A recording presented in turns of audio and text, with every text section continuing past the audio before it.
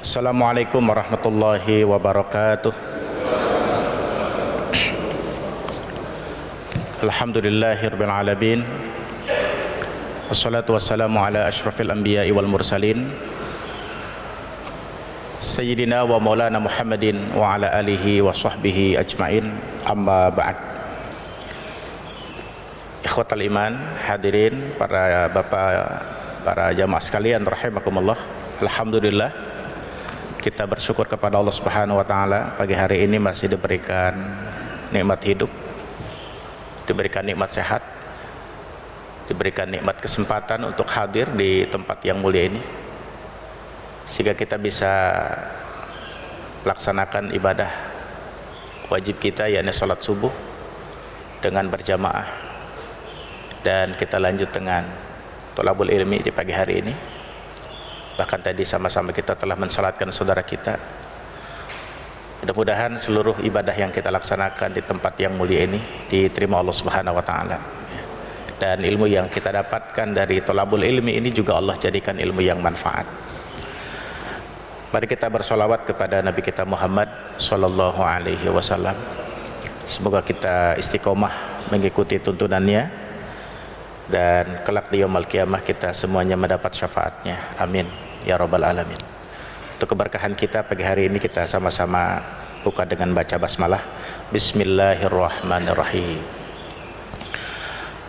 Para bapak hadirin hadirat jamaah sekalian yang dimuliakan Allah, di samping itu juga kita berharap mudah-mudahan pagi hari ini kita mendapatkan bagian dari doa Nabi sallallahu alaihi wasallam. Jadi dulu Nabi pernah berdoa begini, ya. Allahumma barik li ummati fi bukuriha. Allahumma, ya Allah, barik, berikan keberkahan, ya, li ummati, untuk umatku, fi bukuriha, di waktu paginya, ya. Jadi Nabi meminta kepada Allah dalam doanya agar Allah memberikan keberkahan untuk umatnya, ya. Agar Allah memberikan keberkahan kepada kita, ya, di waktu pagi, di waktu yang seperti ini, ya. Oleh karena itu hadirin rahimakumullah, kita berusaha sebagai umat beliau, ya, untuk bisa mendapatkan bagian dari doa Nabi, keberkahan dari Allah.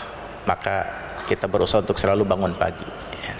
Bahkan sebelum subuh kita sudah bersegera, ya, dengan kita sholat tahajud, sholat taubat, sholat hajat, sholat witir dan sebagainya, ya. Sehingga ketika di waktu pagi, di waktu subuh kita bisa berjamaah ke masjid, ya, bisa berzikir, ya, bisa berdoa, ya, thalabul ilmi seperti ini. Insyaallah, ya, mudah-mudahan kita mendapatkan bagian keberkahan sebagaimana doa Nabi sallallahu alaihi wasallam, ya. Dan tentu tidak hanya di Sabtu dan Ahad, ya, kita ke masjid untuk memakmurkan masjid, ya, untuk betul-betul mendekatkan diri kepada Allah, tapi berusaha setiap hari, ya, setiap waktu, bahkan untuk melaksanakan sholat yang 5 waktu. Kalau kita baca dalam satu hadis qudsi para jamaah, di dunia ini begitu banyak, mungkin bukan begitu banyak, tapi sudah terlalu banyak kemaksiatan, ya, yang diperbuat oleh manusia, ya. Padahal Allah ciptakan manusia itu buat taat, untuk mengabdi, tapi ternyata begitu banyak bentuk kemaksiatan yang diperbuat oleh manusia, ya. Begitu banyak kemungkaran diperbuat oleh manusia, begitu banyak kezaliman yang diperbuat oleh manusia. Bahkan kita lihat dengan kasat mata hari ini, ya, bagaimana seks bebas, bagaimana LGBT, ya, gitu, dengan segala macam propagandanya bahkan, ya. Begitu banyak kemaksiatan sehingga Allah menghendaki menurunkan azab, malapetaka di muka bumi ini karena begitu banyak kemaksiatan yang diperbuat oleh manusia, ya. Dalam hadis qudsi itu Allah mengatakan, aku sangat ingin menurunkan azab, ya, di muka bumi. Tapi ternyata hadirin, ternyata ada 3 faktor, ya, ada 3 hal yang membuat kemurkaan Allah itu redam, kemarahan Allah redam. Sekalipun begitu banyak maksiat, kemungkaran, kezaliman yang diperbuat oleh manusia. Ya. Apa 3 perkara itu? Allah mengatakan, yang pertama, masih ada orang yang beristighfar di waktu sahur. Ya. Jadi orang-orang yang bangun tahajud lalu dia beristighfar, mohon ampun dari kesalahan-kesalahannya. Bahkan dia minta ampun bukan hanya untuk dirinya, dia minta ampun untuk banyak orang. Ya. Rabbighfirli wali walidayya wali jami'il muslimina wal muslimat wal mu'minina wal mu'minat, bahkan al ahya'i minhum wal amwat. Ya, untuk semua yang hidup dan yang sudah meninggal. Ya. Jadi ketika masih ada orang yang beristighfar di waktu sahur, ya, satu faktor yang membuat Allah redam, sekalipun begitu banyak maksiat, kemungkaran, kezaliman diperbuat manusia. Ya. Jadi kita beruntung, ya, bahkan pelaku-pelaku maksiat harus merasa berterima kasih karena masih banyak orang-orang yang mau bangun di waktu sahur untuk beristighfar. Ini yang membuat dunia ini belum diporak-porandakan oleh Allah Subhanahu wa taala. Ya. Yang kedua, kata Allah, masih ada orang yang saling mencintai karena Allah. Ya. Masih ada orang-orang yang menjaga al-ukhuwah, persaudaraan, betul-betul karena Allah Subhanahu wa taala. Ya. Menjaga al-ukhuwah al-islamiyah, menjaga persaudaraan, menjaga silaturahim, ya, menjaga hubungan kekeluargaan yang basic, yang dasarnya adalah lillah, saling mencintai karena Allah. Ya. Oleh karena itu hadirin jamaah Masjid Al-Hidayah yang dimuliakan Allah, kita bertemu berkumpul di sini dengan sesama jamaah yang lain. Ya. Jadikan ini bagian dari satu keluarga dan kita saling mencintai di antara kita karena Allah Subhanahu wa taala. Ya, gitu. Bahkan seluruh jamaah, ya, yang hadir selalu di tempat ini, jadikan mereka adalah saudara kita. Bahkan kalau kita belajar dari Rasul dan para sahabat, jadi Rasulullah mengajarkan para sahabat itu untuk mengucapkan kata-kata kepada saudaranya, aku adalah saudaramu. Ya, gitu. Aku mencintaimu karena Allah, begitu. Bahkan ketika Nabi baru tiba di Madinah, ya, berhijrah, Rasulullah mempersaudarakan, kan gitu. Jamaah sekalian, itu yang kedua, ya. Jadi ketika ada persaudaraan yang selalu kita kuatkan, yang kita bangun, ya, karena Allah, di tengah-tengah berbagai propaganda yang ingin menghancurkan persaudaraan umat Islam ini, ya. Umat Islam diadu domba, ya, umat Islam diacak-acak, ya. Dan itu memang kehendak mereka, orang-orang kafir, ya, untuk melemahkan umat Islam. Yang ketiga jemaah sekalian, dalam hadis qudsi Allah mengatakan, yang membuat Allah itu redam, murkanya Allah tidak jadi menurunkan bencana malapetaka di muka bumi, walaupun begitu banyak maksiat, mungkar dan kezaliman, itu karena masih ada orang yang mau memakmurkan masjid. Ya. Karena orang-orang yang suka ke masjid, karena orang-orang yang selalu menjaga 5 waktu salatnya di masjid, karena orang-orang yang senantiasa mau untuk selalu menjadi tamu Allah di rumah Allah, di Baitullah, masjid, itulah yang membuat dunia ini belum Allah porak-porandakan. Ya. Orang-orang yang selalu berusaha ketika waktu sholat telah tiba, hayya 'alas shalah, langsung dia tergerak karena qalbuhu mu'allaqun bil masajid, karena hati selalu terpaut kepada masjid. Langkah-langkah itulah, hadirnya mereka, orang-orang yang seperti itulah ke masjid, yang membuat kehidupan dunia ini masih aman, tentram, ya, belum diporak-porandakan oleh Allah Subhanahu wa taala. Ya. Jadi selama masih ada orang yang ke masjid, selama masih ada orang yang mau memakmurkan masjid, ya, selama orang-orang yang betul-betul mencari ridho Allah di masjid untuk menjadi hamba terbaik di masjid, ya, maka selama itu pula pertolongan Allah atau kemurkaan Allah, Allah akan tahan. Ya. Ini hadirin rahmatullah, mudah-mudahan Masjid Al-Hidayah yang Masya Allah begitu megah, karunia Allah yang luar biasa ini bisa kita makmurkan dengan sebaik-baiknya. Amin. Ya. Bahkan ini akan menjadi wasilah yang menghantarkan kita menuju surganya Allah Subhanahu Wa Taala. Ya. Karena langkah-langkah kita ke masjid ini, Masya Allah, memakmurkan ke masjid ini amalan yang luar biasa. Ya. Bahkan Nabi mengatakan al masjid baitul mu'min. Ya. Masjid itu adalah rumah bagi kita orang yang beriman. Hadirin, jadi kita beruntung ya menjadi bagian orang-orang yang disebutkan Allah dalam hadis qudsi, orang-orang yang mau memakmurkan masjid ya. Di tempat saya kalau subuh alhamdulillah ya, masjidnya gede Pak, sama 2 lantai. Nah, tapi kalau jamaahnya paling 1 soft. Ya, gitu. Agak berat. Di sini alhamdulillah bisa jumlahnya banyak ya, gitu. Di tempat kami itu sholat paling banyak itu Idul Fitri. Sama ya. Tapi di sini alhamdulillah ya, sholat sehari-harinya bagus gitu ya. Nah, sholat taraweh tuh banyak juga tuh. Itu juga hari pertama. Nah, itu. Bahkan DKM langsung bingung. Wah, ini tahun depan harus sudah pelebaran, udah nambah lagi nih. Karena tempat naruh sandal jadi tempat sajadah di malam pertama taraweh. Ya, tempat naruh sandal itu di tangga-tangga itu jadi tempat sajadah. Nah, itu. Ya. Hari kedua udah jadi tempat sandal lagi, ya gitu.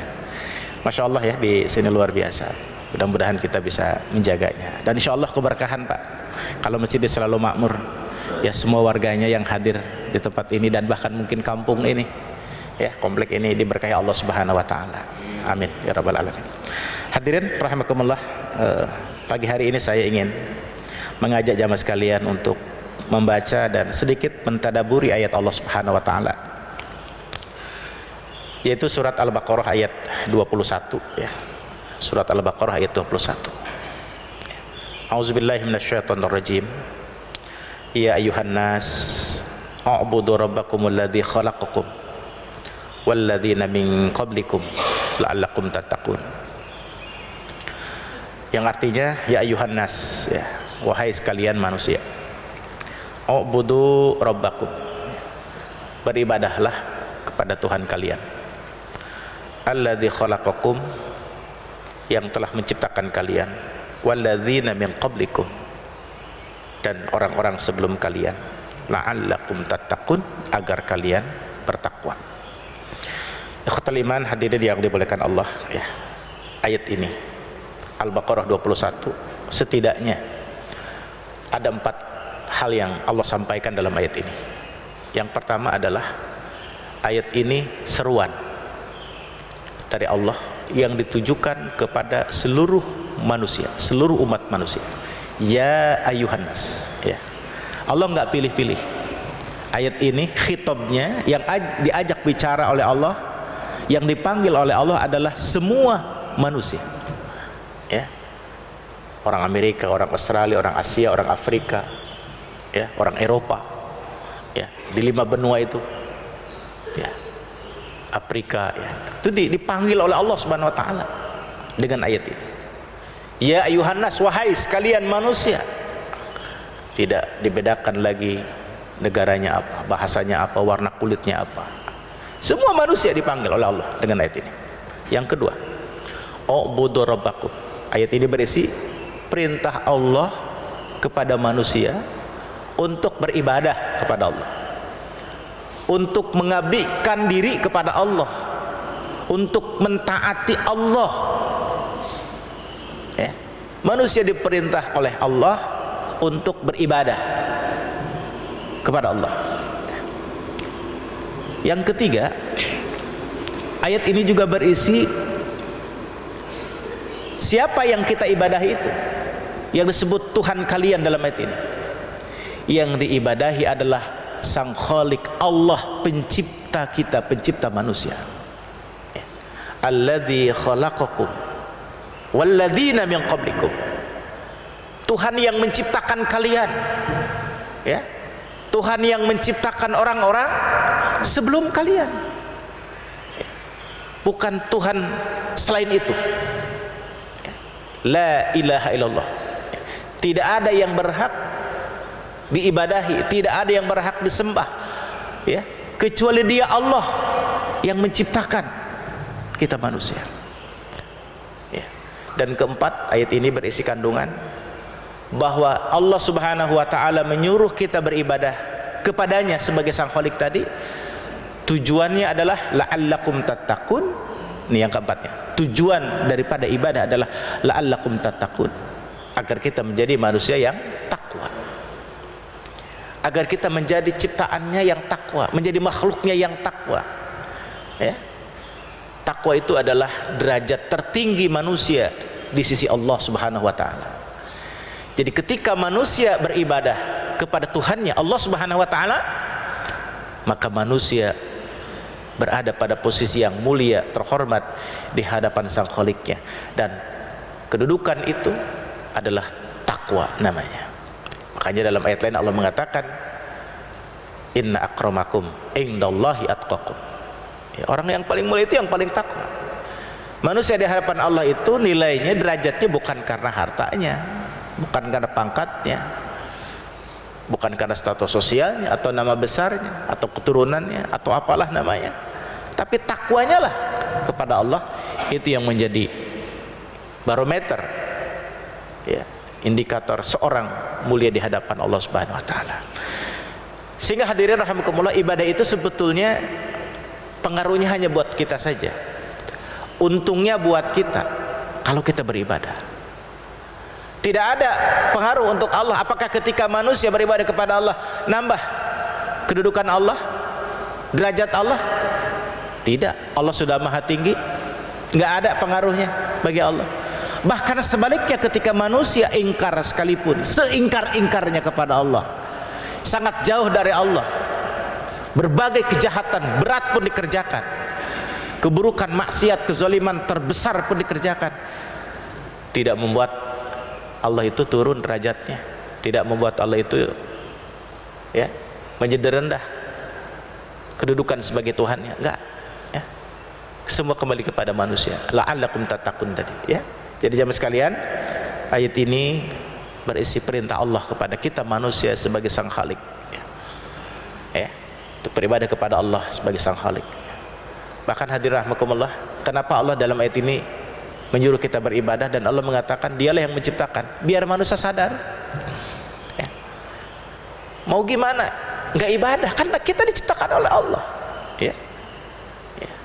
Sehingga muncul kesadaran, ya, kita sebagai ciptaan Allah, ya kita harus mau untuk beribadah kepada Allah karena dialah yang menciptakan, gitu. Sehingga kalau ada manusia, mukhalafahnya, kalau ada manusia nggak mau ibadah kepada Allah, ya, mohon maaf, itu manusia betul-betul gagal paham terhadap dirinya, ya, gitu. Dia nggak mengenal dirinya siapa. Kalau ada manusia tidak beribadah kepada Allah, ya, dia tidak mengenal dirinya, tidak ma'rifat terhadap dirinya, ya. Padahal dia itu adalah ciptaan Allah, dia makhluk Allah, ya. Yang kalau dia sadar dia makhluk Allah, dia harus beribadah kepada Allah. Jadi kalau ada manusia tidak ibadah kepada Allah, itulah makhluk yang paling bodoh, dia gagal paham terhadap dirinya, nggak mengenal terhadap dirinya. Makanya kata Imam Al-Ghazali, ya, beliau mengatakan begini, man arafa nafsahu faqad arafa rabbahu. Siapa yang mengenal dirinya, ya, siapa yang mengenal bahwa dirinya itu ciptaan Allah, ya, faqad arafa rabbah, maka dia pasti akan mengenal Tuhannya, maka dia mau ibadah kepada Allah, ya. Hadirin rahimakumullah, ini ayat penting untuk selalu kita baca dan selalu menjadi energi, kekuatan dalam setiap detik waktu yang kita jalani, agar kita tidak gagal paham dalam hidup ini bahwa sejatinya kita hidup adalah Allah ciptakan untuk ibadah kepada Allah Subhanahu wa taala, Sang Pencipta. Hadirin rahimakumullah, Allah Subhanahu wa taala menyuruh kita beribadah, ya, sebagai Sang Khalik tadi, ya. Allah tidak hanya menyuruh kita beribadah, tapi Allah juga telah memberikan fasilitas, ya. Allah telah memberikan, ya, sarana kepada kita manusia, makhluknya ini, sehingga memungkinkan perintah Allah untuk ibadah kepadanya kita bisa laksanakan, ya. Jadi Allah tidak hanya menyuruh kita, hai manusia, engkau ciptaanku, engkau ibadah kepadaku. Allah tidak hanya di situ, tapi Allah kasih fasilitas, Allah kasih sarana supaya perintahnya itu kita bisa laksanakan. Sebagai satu analogi, contoh, kita misalnya nyuruh anak kita beli sesuatu ke toko, ke warung. Nak, tolong ayah berikan ini. Ya. Kan kita tidak cuma nyuruh anak kita beli, ya. Pasti dong kita kasih ini uangnya, gitu. Tuh pakai motor ayah, misalnya, kan gitu. Begitulah. Ada wasilah, ya. Ada sarana-sarana yang kita berikan kepada anak kita supaya perintah anak kita membeli sesuatu yang kita perlukan tadi bisa tertunaikan. Ya. Sekarang bagaimana anak kita mau beli sesuatu ke toko yang kita suruh, kalau kita tidak kasih ongkosnya, ya, kita tidak kasih kendaraannya misalnya, gitu. Jadi Allah Subhanahu Wa Taala memerintahkan kita beribadah, mengabdi kepadanya. Allah juga telah memberikan sarana yang memungkinkan kita bisa ibadah tersebut. Apa saja? Hadirin, yang pertama adalah Allah telah memberikan kepada kita agama, ad-din. Ya. Agama Allah turunkan, agama Allah berikan kepada kita. Ya, di mana Allah menurunkan agama melalui Rasulnya, ya, melalui utusannya untuk disampaikan kepada manusia. Dan apa itu agama? Agama adalah perangkat, aturan, ya, seperangkat aturan dari Allah bagaimana manusia beribadah kepada Allah, ya, bagaimana melaksanakan ibadah itu seperti apa, itu kan diatur di dalam agama, gitu. Ya. Makanya kalau kita buka dalam definisi ad-din atau agama, banyak para ulama memberikan definisi. Salah satunya Khudoribek, ya, Syekh Khudoribek mengatakan agama itu adalah wad'un ilahiyun, seperangkat aturan ilahi, sesuatu yang Allah datangkan, sesuatu yang datang dari Allah. Apa isinya? Supaya kita punya akidah yang benar, supaya kita bisa beribadah yang benar, supaya kita punya akhlak yang benar, supaya kita juga punya muamalah, cara pergaulan kehidupan kita dengan benar, gitu. Itulah agama. Agama menjadi aturan, agama menjadi pedoman bagi kita. Termasuk di dalamnya adalah mengatur soal bagaimana kita beribadah kepada Allah Subhanahu Wa Taala. Itu instrumen pertama yang Allah turunkan. Melalui Rasulnya Allah menentukan agama. Huwallazi arsala rasulahu bil huda. Dialah Allah yang telah mengutus Rasulnya, yang telah membawa bil huda, agama, wadinil haq, petunjuk, wadinil haq, dan agama yang benar. Ini hadirin, jadi yang pertama agama, ya. Yang kedua, Allah memberikan kepada kita fasilitas berupa akal. Allah memberikan akal kepada kita dengan kemampuannya untuk berpikir, ya. Akal adalah karunia Allah yang luar biasa, ya, sehingga kita bisa berpikir, ya. Kita bisa merancang, bisa mengevaluasi apa yang akan dan apa yang sudah kita kerjakan, ya. Akal bisa membedakan baik buruk, akal bisa mengidentifikasi ini layak atau tidak. Ini karunia Allah Subhanahu Wa Taala yang menjadi fasilitas bagi kita, yang memungkinkan kita menunaikan perintah Allah, beribadah kepada Allah. Akal.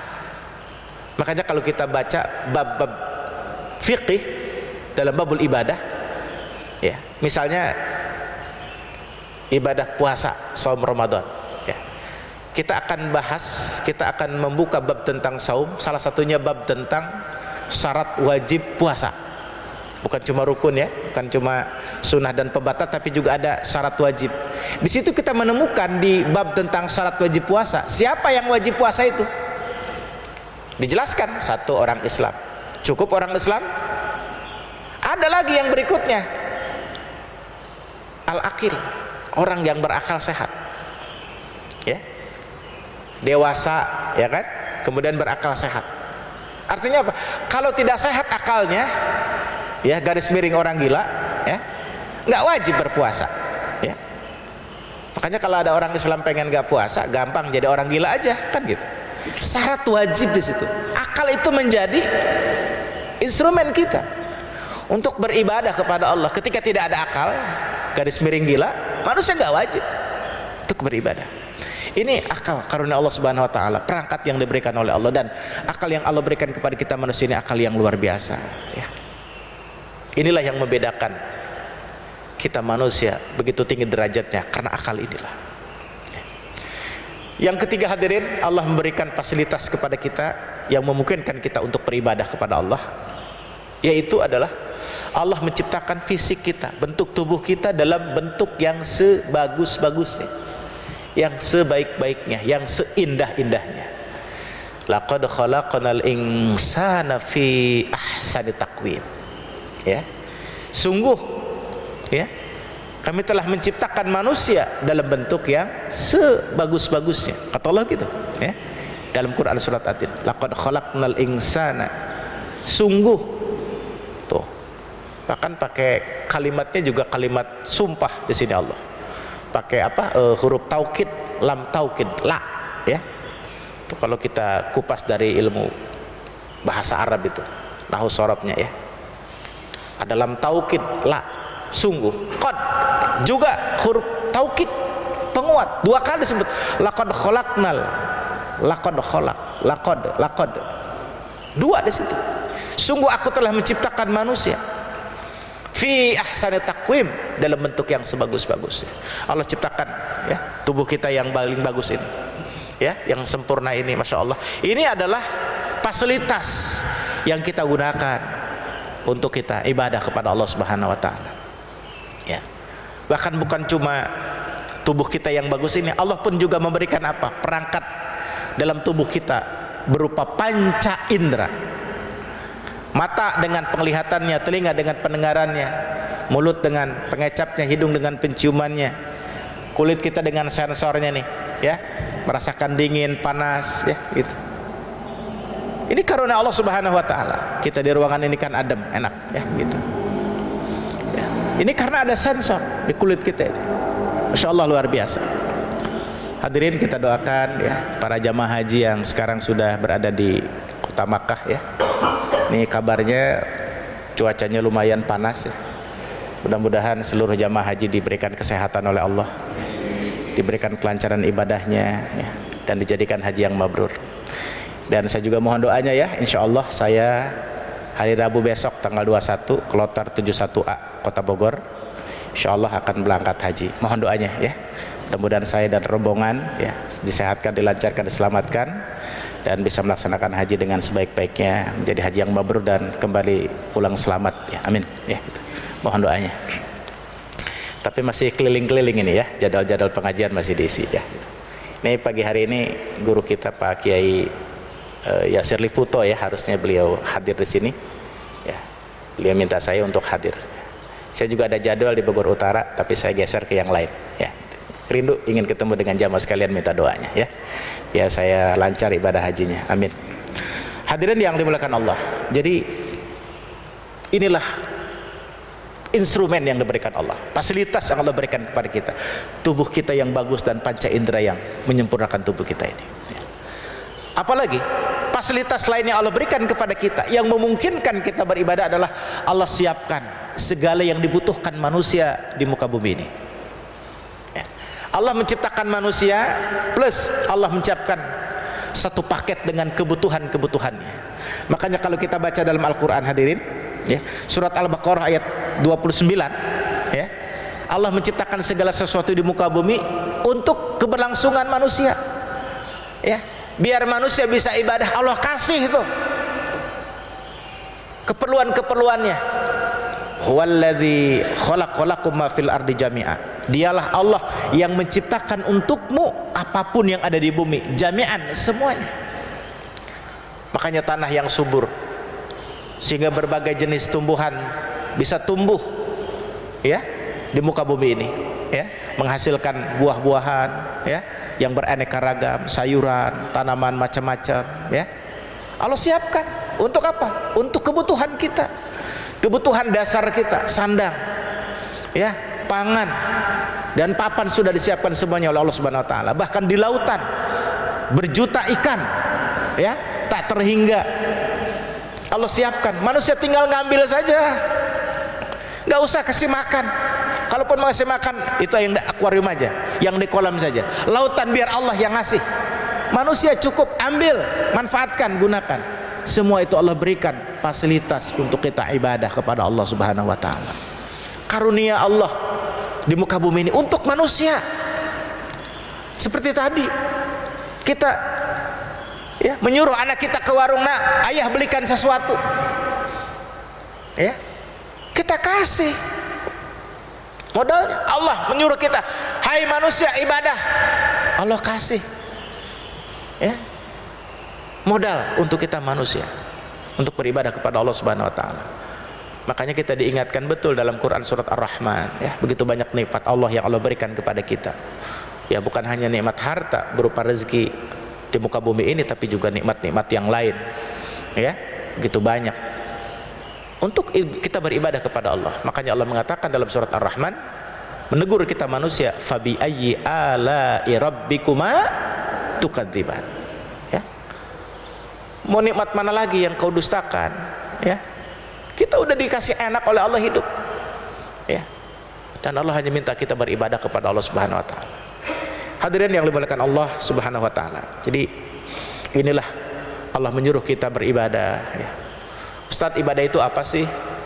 Ya, ibadah itu dalam maknanya adalah mengabdi kepada Allah secara dasar pengertiannya, ya.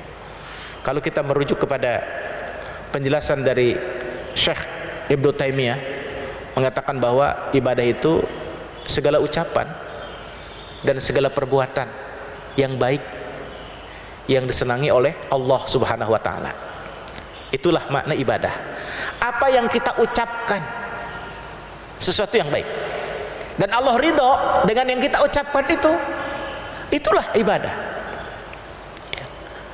Ibadah adalah setiap pekerjaan kita, pekerjaan yang baik, ya, dan Allah cinta, Allah ridho dengan pekerjaan yang kita kerjakan, itulah ibadah.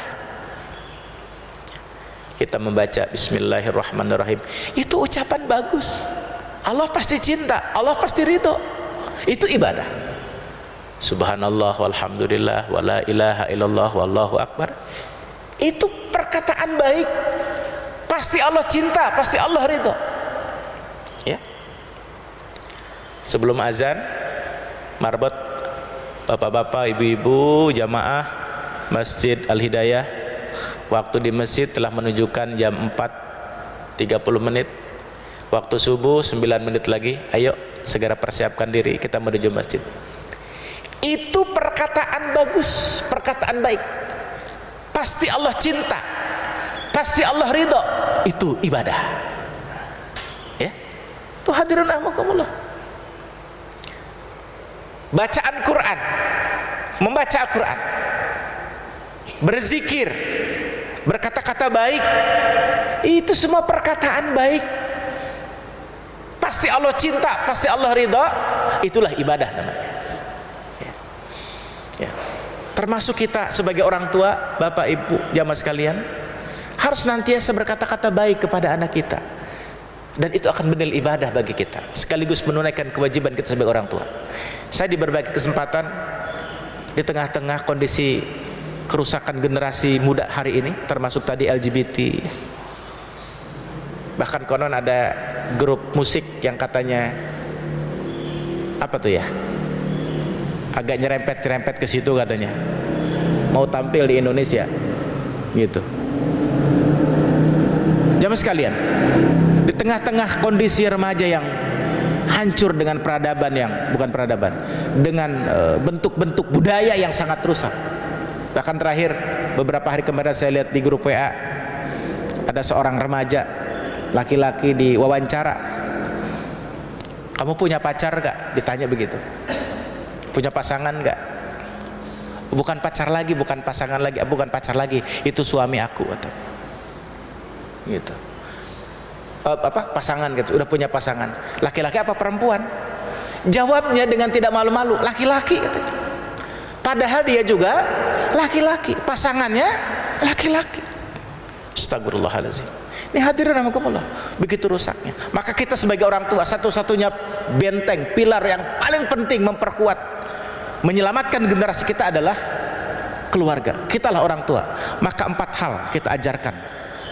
Dan jangan sampai wasiat ini kita sampaikan pada saat kita mau mati. Dari sekarang wasiat ini kita sampaikan. Ya. Yang pertama adalah wasiatkan selalu anak kita untuk menjaga sholat. Ya. Nabi menyuruh kita ketika anak sudah umur 7 tahun suruh sholat, 10 tahun belum mau sholat juga pukul, artinya harus tegas. Ya, ya, anak kita berangkat sekolah, berangkat kuliah, bahkan yang sudah bekerja sekalipun, ya, nah hati-hati di jalan, belajar yang benar ya, hati-hati di kampus, belajar yang benar ya, nah kamu di tempat pekerjaan jangan lupa waktunya sholat, gitu, gitu. Kamu kalau di kantor mimpin rapat, anak buahmu itu waktunya sholat, kamu sholat, bahkan ingetin tuh anak buahnya, harus begitu. Ya. Wasiat itu yang pertama. Wa'mur ahlaka bis sholat, kata Allah. Suruh keluargamu untuk sholat. Yang kedua, wasiat penting, ya, suruh anak kita baca Quran. Belum bisa belajar, harus bisa. Yang sudah bisa, terus baca Quran. Wasiatkan selalu baca Quran, baca Quran. Ya. Bacaan terbaik itu Al-Quran. Ya, masya Allah, anak kita rajin baca Quran. Ya, insya Allah kalau anak itu baik, rajin baca Quran, dia pun akan berbagi kebaikan buat kita. Apalagi kalau kita sudah meninggal, seperti almarhum, ya, yang barusan kita sholatkan. Ya, dia akan kirimkan pahala bacaan Qurannya seperti doa tadi Ustadz kita, imam kita. Ya, ya Allah, sampaikanlah bacaan Quran kami pahalanya untuk yang telah meninggal. Bahkan ya Allah, sampaikanlah tasbih, pahala tasbih kami, tahlil kami, takbir kami, pahala-pahala kebaikan kami ya Allah untuk almarhum. Maka ajarkan anak kita untuk membaca Al-Quran, untuk terus selalu kita ingatkan mereka membaca Al-Quran. Ya, jamaah sekalian, ya, ini yang kedua, selalu kita ingatkan mereka baca Al-Quran. Jangan sampai mereka hanya sibuk dengan gadgetnya saja, ya, bahkan mengupload setiap hari status-status yang tidak terlalu berfaedah, bahkan mungkin tidak ada faedahnya. Ya. Yang ketiga adalah wasiatkan anak kita untuk berakhlak mulia, berakhlak baik. Ya. Ya. Ayah, ibu bangga denganmu nak kalau kamu pintar, punya prestasi. Tapi itu tidak ada artinya kalau kamu tidak punya akhlak yang baik. Gak ada artinya. Gitu sampaikan. Akhlaklah perhiasan paling indah bagi manusia. Ya. Kemuliaan manusia ketika manusia berpakaian indah dengan namanya akhlakul karimah. Ya, gitu. Jauh dari pergaulan yang nggak benar, jauh dari tadi yang disebut LGBT, ya gitu. Tutur katanya bagus, pergaulannya baik, ya, terjaga, gitu. Dan yang keempat, wasiat penting kita sampaikan kepada anak-anak kita adalah, nak, jangan lupa ngaji, jangan lupa cari ilmu agama. Kamu sekolah aktif di Rohis, kelompok-kelompok pengajian di sekolah, kamu aktif di lembaga dakwah kampus, berorganisasi, ikut juga kegiatan-kegiatan dakwah di kampus-kampus, ya, kajian-kajian, kelompok-kelompok pengajian, ikut, karena itulah cara kita, ya, memberikan penjagaan terhadap anak kita, apalagi ketika mereka lagi jauh dari kita. Dekatkan mereka dengan bi'ah soleh, lingkungan yang baik, teman-teman yang baik, berada di tempat-tempat pengajian, di masjid-masjid. Saya percaya di kampus-kampus negeri-negeri yang besar itu, termasuk yang swasta, mereka di masjid itu, anak-anak mahasiswa punya komunitas, punya organisasi, ya. Alhamdulillah anak saya misalnya juga di kampusnya di Unair itu ada. Bahkan ketika saya telepon sering posisinya sedang ada di masjid. Teteh lagi di masjid, ini lagi rapat, lagi merencanakan kegiatan ini itu dan segala macamnya. Begitu. Jadi jamaah sekalian yang dimuliakan Allah, anak kita ingatkan nyari ilmu agama. Ya, karena mereka di situ juga akan, di samping ilmu mereka dapatkan, mereka akan punya lingkungan yang membuat mereka menjaga, terjaga, saling mengingatkan, saling merawat keimanan mereka, akhlak mereka, agama mereka. Ini hadirin yang dimuliakan Allah Subhanahu wa taala, ya. Jadi betapa pentingnya kita berwasiat berkata-kata baik ya. Ibadah itu perkataan yang baik, perbuatan yang baik. Kita ke masjid, ini kan perbuatan baik. Allah pasti cinta, Allah pasti ridho. Mensalatkan jenazah, ini kan baik. Allah pasti cinta, Allah pasti ridho. Ya, bersilaturahim, membaca Quran, ya, berkurban, berhaji, jenguk orang yang sakit, bersedekah. Itu kan perbuatan-perbuatan baik. Pasti Allah cinta, pasti Allah ridho. Jadi jamaah sekalian, ibadah itu adalah setiap perkataan dan setiap perbuatan yang baik yang Allah cintai dan Allah ridhoi. Itulah namanya ibadah. Itulah kehidupan kita. Kita isi dengan itu. Perkataan baik, perbuatan baik, bukan yang lain. Ya. Dan akan tercatat di sisi Allah Subhanahu Wa Taala apa yang kita lakukan tadi. Ya. Jangan diganti dengan perkataan yang buruk, yang Allah benci, ya, dan Allah sangat marah. Ya.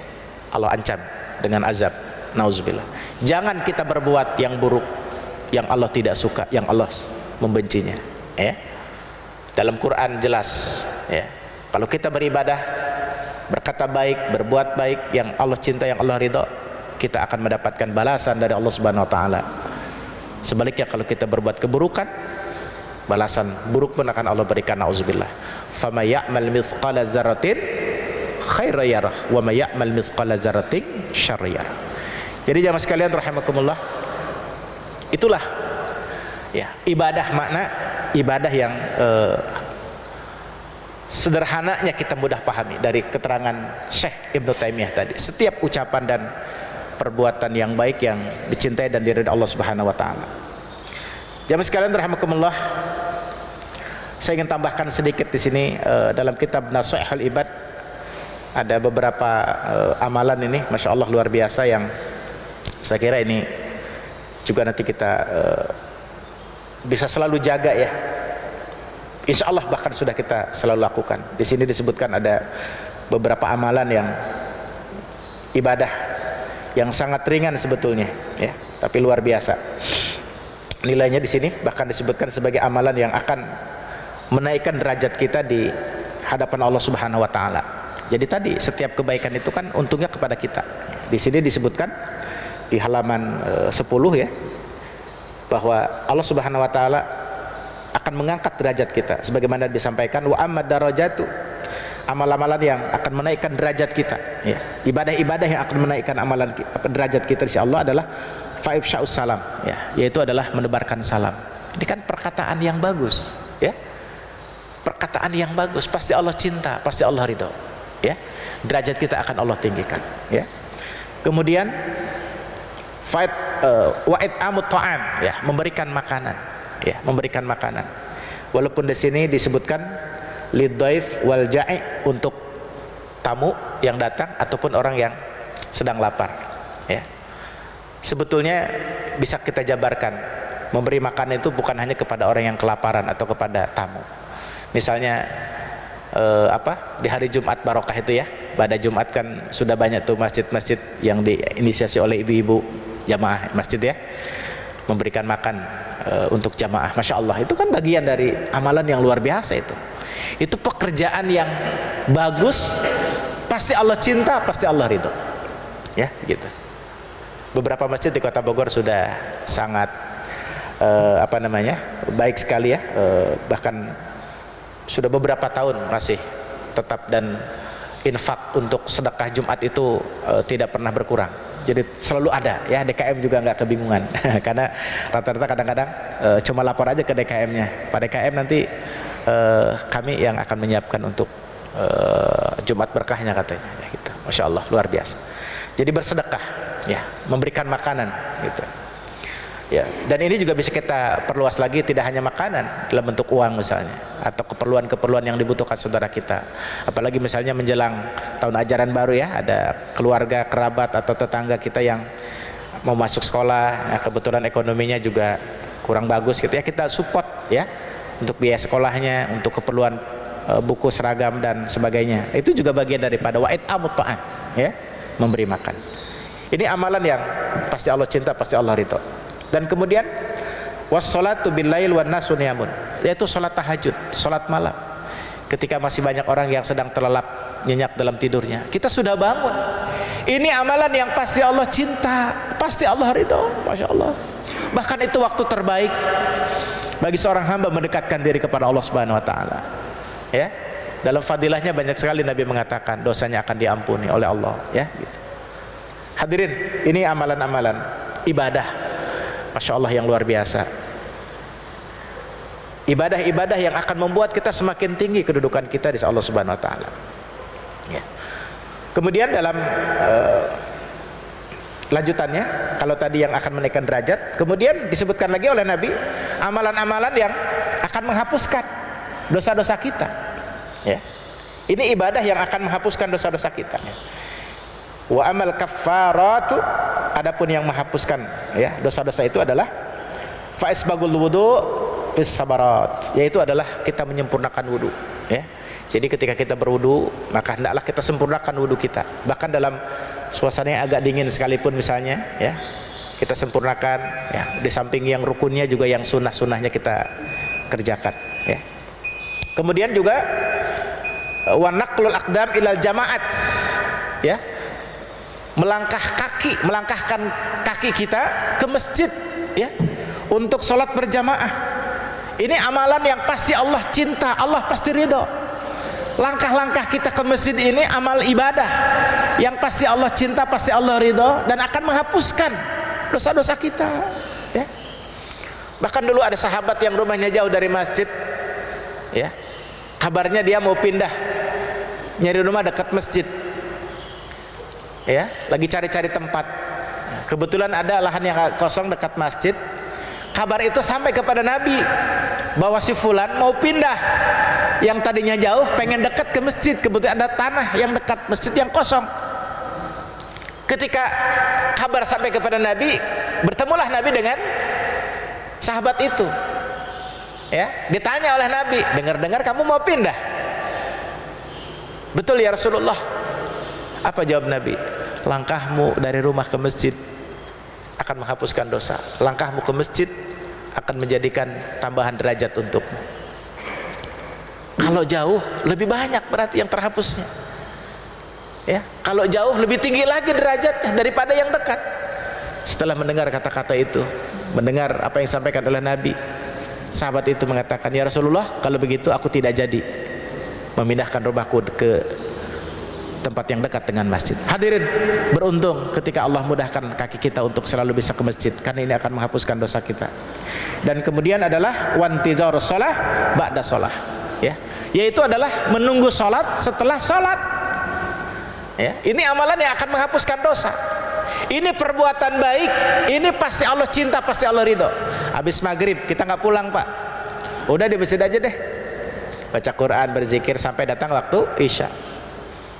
Bahkan kita tidak zikir, kita tidak baca Quran, pokoknya di masjid aja kita nunggu datangnya waktu isya. Itu akan menjadi kafarat dosa kita, penebus dosa kita. Bahkan apalagi selama kita tidak keluar dari masjid, masih tetap di masjid, walaupun nggak ngapa-ngapain, tetap dicatat sama dengan kita seperti sedang sholat. Bahkan dalam kitab Riyadhus Shalihin ada hadis, selama kita di masjid belum keluar, malaikat tidak henti-hentinya mereka berdoa, mendoakan kita, Allahumma gfir lahu, Allahumma arham. Ya Allah, ampuni hambamu itu, ya, ampuni hambamu itu dan rahmati hambamu itu. Malaikat mendoakan kita. Ya. Ini hadirin, langkah kita ke masjid, menunggu sholat, setelah sholat itu Masya Allah luar biasa. Termasuk sekarang, ya, kita habis subuh, menunggu datang waktu syuruk, ini insya Allah juga tercatat menjadi penghapus dosa kita, amin ya rabbal alamin. Hadirin rahimakumullah, apa yang saya jelaskan, membaca surat Al-Baqarah ayat 21, kemudian ayat 29 dilanjut dengan hadis Nabi ini, saya ingin menyampaikan bahwa inilah sesungguhnya bisnis kita dengan Allah Subhanahu wa taala. Kita berbuat baik, kita beribadah, kita sedang berbisnis dengan Allah Subhanahu wa taala. Dan bisnis dengan Allah, bisnis terbaik, bisnis yang paling menguntungkan, tidak ada bandingannya. Silahkan nanti dibaca surat Fatir ayat 29 dan 30. Di situ secara spesifik Allah mengatakan ada 3 bisnis hebat kita dengan Allah: salat, baca Quran, dan membelanjakan harta. Salat itu bisnis terbaik dengan Allah, baca Quran bisnis terbaik dengan Allah, dan menginfakkan harta bisnis terbaik dengan Allah. Lalu kemudian kita bisa lagi baca dalam surat As-Saff ya, surat 61 itu di ayat 10, 11 sampai 12. Di situ disebutkan ada dua bisnis terbaik kita dengan Allah yang akan menyelamatkan kita dari api neraka: beriman kepada Allah dan Rasul. Yang kedua adalah berjihad, berjuang di jalan Allah Subhanahu wa taala. Berjihad itu ada yang maju ke medan perang seperti itu para sahabat dengan Rasul ya, atau saudara kita di Palestina. Ada jihad dengan harta, bagaimana kita berinfak untuk pendidikan Islam, perjuangan Islam. Ada jihad dengan tabligh seperti ceramah, jihad dengan taklim, bikin pesantren, bikin kampus, bikin universitas pendidikan Islam ya gitu.